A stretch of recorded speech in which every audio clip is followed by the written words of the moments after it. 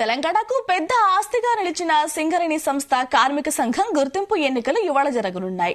నిధులు నియామకాల్లో నెంబర్ 1 గా నిలిచిన సింగరేణి సంస్థ ఎన్నికలను అన్ని పార్టీలు ప్రతిష్టాత్మకంగా తీసుకున్నాయి. ఈసారి ఎన్నికల్లో 39,748 మంది తమ ఓటు హక్కును వినియోగించుకోనున్నారు. 11 ఏరియాల్లో ఈ ఎన్నికలకు నిర్వహించేందుకు కార్మిక శాఖ ఏర్పాట్లు చేసింది.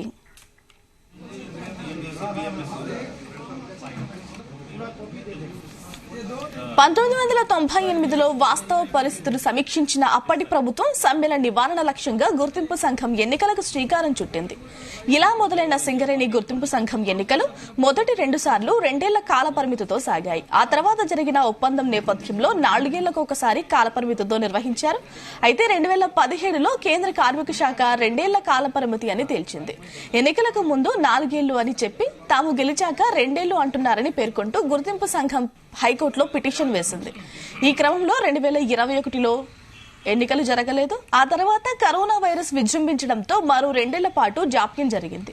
చివరకు ఏఐటీయూసీ హైకోర్టులో కేసు వేయడంతో సింగరేణి గుర్తింపు సంఘం ఎన్నికల విషయంలో చలనం వచ్చింది. అయితే ఎన్నికల సన్నాహాలు ఇతర కారణాలతో వాయిదా వేయాలని రాష్ట్ర ఇంధన కార్యదర్శి కోర్టులో పిటిషన్ వేశారు. కానీ ఎన్నికలు జరపాల్సిందేనని హైకోర్టు స్పష్టం చేసింది.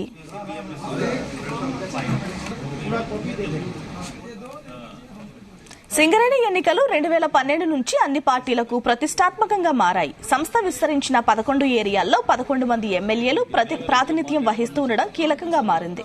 తాజా ఎన్నికలు టీబీజీకేఎస్, కాంగ్రెస్ పార్టీ అనుబంధ ఐఎన్టీయూసీ, సిపిఐ అనుబంధ ఏఐటీయూసీ మధ్య జరగనున్నాయి.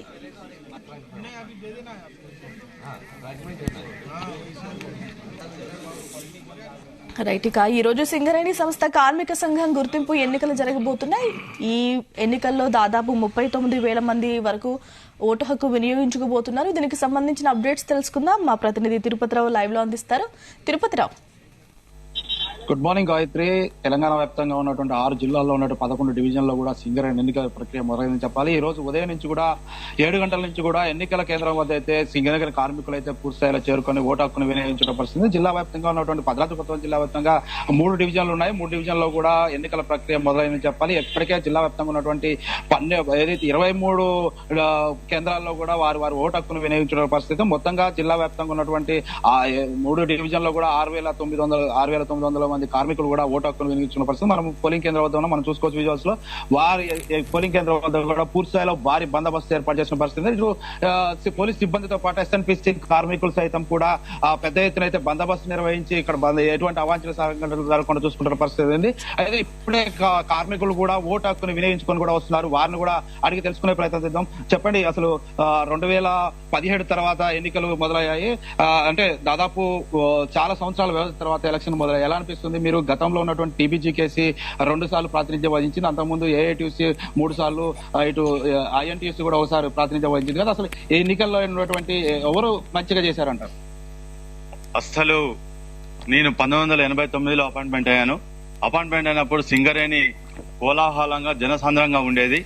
ఆ రోజున 116,000 మంది ఉన్న కార్మికులు ఈ రోజున నిర్వింగతూ వచ్చినాయి. ఎలక్షన్లు అవడం వలన, గుర్తింపు సంఘం రావడం వలన కార్మికులకి ఒరిగింది ఏం లేదు. ఎందుకనంటే ఎన్నో డిపార్ట్మెంట్లు మనం చూస్తుండగానే మూతపడతా ఉన్నాయి. స్కూల్స్ పోయినాయి, హాస్పిటల్స్ తగ్గినాయి, హాస్పిటల్స్ ఫెసిలిటీస్ తగ్గినాయి. ఏది ఉన్నా కూడా అంతకు ముందు ఉన్న ఆటో వర్క్ షాపులు తీసేసిండ్రు. అయినా కూడా ఈ గుర్తింపు సంఘం ఎలక్షన్లు వచ్చిన తర్వాత కార్మికుల సంఖ్య తగ్గుతూ పనిభారం పెరుగుతూనే వచ్చింది తప్ప ఎలక్షన్ల వల్ల కార్మికులకైతే ఒరిగింది అయితే ఏం లేదు. ఇంతకు ముందు జాతీయ సంఘాలు ఉండేవి. అవి ఎక్కడికి పోయినా కూడా అన్నిటికీ కూడా ప్రాతినిధ్యం వచ్చి ఎక్కడున్న కార్మిక సమస్యల మీద పోరాడేవాళ్ళు ఎన్నికలు కంటే ముందు.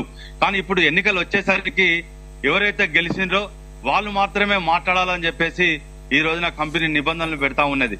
దానివల్ల కార్మికుల హక్కులు మాత్రం కాలరాయబడుతున్నాయి తప్ప గెలిచిన సంఘమేమో వాళ్ళ ప్రయోజనాల కోసమే వాళ్ళు పనిచేస్తా ఉన్నారు. వాళ్ళ ఎమ్మడి తిరిగిన కార్యకర్తలకు మాత్రమే పనిచేస్తా ఉన్నారు. మిగతా కార్మికులు ఎవరైతే వేరే యూనియన్ లో ఉంటారో ఈయన నా యూనియన్ కాదు, మనం ఈయనకు పనిచేయొద్దని చెప్పేసి అనే ధోరణి ప్రతి ఒక్క యూనియన్ లో కూడా ఈ రోజున ఏర్పడ్డది. ఒక కార్మికుడుగా నేను చెప్పదలుచుకునేది ఏంటిదంటే ఈ ఎన్నికలను రద్దు చేయాలి. ఎందుకు చెప్తున్నా అంటే ఈ రోజున 2017 ఎలక్షన్లు జరిగినప్పుడు ఏదైతే అప్పుడున్న గవర్నమెంట్ మంత్రులని ఎమ్మెల్సీలని పంపించి ఎప్పుడూ లేని విధంగా సింగరేణి చరిత్ర 130 సంవత్సరాల చరిత్రలో డబ్బులు, మందు, మటన్ ముక్కలు, చికెన్ ముక్కలు పెట్టి కార్మికులను ప్రబలాలకు గురి చేసి ఈ రోజున నిర్వీర్యం చేసి వాళ్ళు గెలవడం జరుగుతా ఉంది. గెలిచిన తర్వాత కార్మికుల హక్కులు ఏమైనా వస్తున్నాయా అంటే వచ్చేదేం లేదు. ప్రైవేటైజేషన్ పెరుగుతా ఉంది, కార్మికుల సంఖ్య తగ్గుతా ఉంది. కారుణ్య నియామకాలను ఇచ్చారు, అది 6 లక్షల నుంచి 8 లక్షల దాకా పెరిగింది. దానివల్ల కార్మికులకు వచ్చింది లేదు. దాంట్లో కొంతమంది డబ్బులు పెట్టిన వాళ్ళకేమో అన్ఫిట్ అవుతా ఉంది. నిజంగా ఆరోగ్యం బాగలేక, కాలు బాగలేకపోయినా కూడా వాళ్ళకి ఫిట్ ఇచ్చి వాళ్ళు డ్యూటీ చేయలేని పరిస్థితి వస్తా ఉంది. దాంట్లో 40%, 60% అన్ఫిట్ అవుతా ఉన్నారు. మిగతా పర్సంటేజ్ కార్మికులు 2 సంవత్సరాలు కాగానే దిగిపోతా ఉన్నారు. దానివల్ల గవర్నమెంట్ ఇంతకుముందు గవర్నమెంట్ కార్యనియామకాలు ఇచ్చిరని చెప్పినప్పుడు అందరికీ 2 years నిబంధన పెట్టినప్పుడు, నా ఉద్దేశం అయితే 2 years నిబంధన పెట్టినప్పుడు మెడికల్ తీసుకుపోవాలా, అన్ఫిట్ చేసి కొడుకు ఉద్యోగం ఇవ్వాలా. పెట్టిన వాళ్ళకే ఇచ్చి డబ్బులు పెట్టిన వాళ్ళకి పెట్టిస్తే ఈ రోజున వాళ్ళు డ్యూటీ చేయలేరు. మీరు ఏమంటారు అసలు? మా గత ఎన్నికలతో పోలిస్తే ఈ ఎన్నికలు ఎలా ఉన్నాయంటారు? అంతేగాని గత ఎన్నికలలో పారదర్శకంగా జరిగేది. ఈ మందులు, మాపులు, ఈ పోయటం, మటన్ ముక్కలు, చికెన్ ముక్కలు ఉండకపోయేటి. 2017లో ఏదైతే ఈ గవర్నమెంట్ టిఆర్ఎస్ గవర్నమెంట్ వచ్చిందో దాంట్లో పొంగులేటి శ్రీనివాసరెడ్డి అప్పుడున్న ఎంపీగా ఉన్నాడో ఈ సింగరేణి ఏరియాలో మందు, మాపులు అన్ని ఏరులే పారుతూ కార్మికులు ప్రలోభాలు చేస్తా ఉన్నారు. ఈ రోజున కూడా 2023లో జరిగే ఎలక్షన్ లో కూడా ఆయన మంత్రే వచ్చిండు. ప్రతి ఒక్క కార్మికుడికి మళ్ళీ అదే తంతు అదే తీసుకొని వచ్చిండ్రు. కాబట్టి ఇది మాకైతే ఒక కార్మికుడిగా నచ్చట్లేదు. మీరు చెప్పండి, ఎలా ఉంది అసలు ఎన్నికల ప్రక్రియ? 1889 తర్వాత ఇప్పటికీ 6 దఫాలుగా ఎన్నికలు జరిగాయి. ఇప్పుడు 7వ దఫాలు ఎన్నికలు జరుగుతున్నాయి. మీరు ఎలా? నా పేరు గట్టయ్య. నేను 1991లో అపాయింట్మెంట్ అయిన సింగరేణిలో. అప్పుడున్నటువంటి మన సింగరేణిలో అన్ని జాతీయ సంఘాలు కలిపి ఉండేవి. 1998 నుంచి ఈ ఎలక్షన్స్ అనేటి మన సింగరేణిలో పెట్టారు. అప్పుడున్నటువంటి సంఘాలు అన్ని కాపీ సంఘాలు కలుపుకొని ఈ ఎలక్షన్స్ లో పాల్గొనేవి. ఆ 98లో ఫస్ట్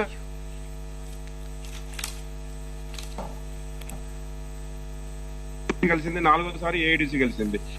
ఏదైతే ఉన్నదో జాతీయ సంఘాలు అనే పిలువబడేటువంటి 5 సంఘాలు కూడా గత మన 98 2014 వరకు కూడా జాతీయ సంఘాలు సింగరేణిలో మన కార్మికులకు 5 సంఘాలు మాట్లాడి ఏదైనా వేజ్ బోర్డులో సరి చేసి వచ్చేది.